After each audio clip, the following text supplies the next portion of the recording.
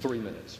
The gentleman is recognized for 3 minutes. Thank you, Mr. Speaker. Mr. Speaker, I also stand in opposition to this bill, which would provide the administration with sweeping, unilateral authority to designate nonprofits as terror-supporting organizations and strip them of their tax-exempt status with no due process and without sufficient evidence.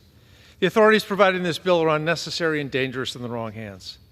The legislation would do nothing to improve our ability to combat terrorism, as there are already numerous legal mechanisms which effectively monitor and penalize nonprofits that provide support for terrorist organizations.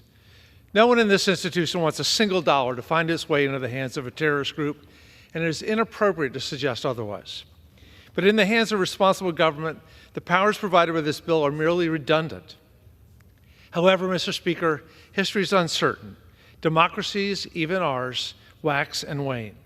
Sometimes we have great presidents, sometimes we do not.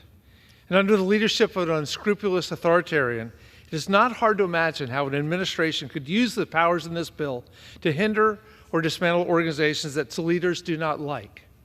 Mr. Speaker, some 15 years ago, before I was here, there was a huge controversy over the IRS under Barack Obama investigating nonprofit organizations that may not have actually been nonprofits, that they were political organizations, campaign organizations, promoting ideologies, doing nothing to help the American people. Turns out there were as many on the left doing this, perhaps, as on the right. However, my Republican friends were apoplectic about this because they said a president can unscrupulously cross out, take away our tax-exempt status of these NGOs that are our rightful thing. It is fair right now to consider that Democratic presidents, Republican presidents could misuse this power.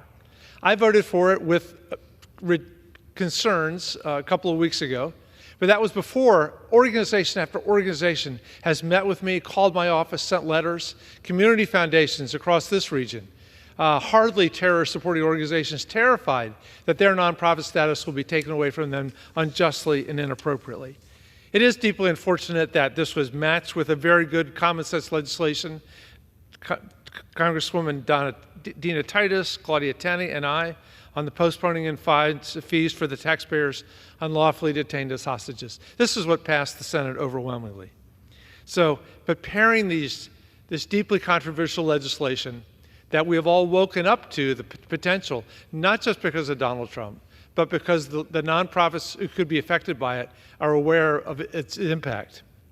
It happened immediately right after it came out of Ways and Means. So for this reason, I urge my colleagues to oppose 9495 and hope that we can find a path forward to provide desperately needed relief for the Americans who have been wrongfully detained overseas. With that, I yield back. Gentleman yields. Gentleman.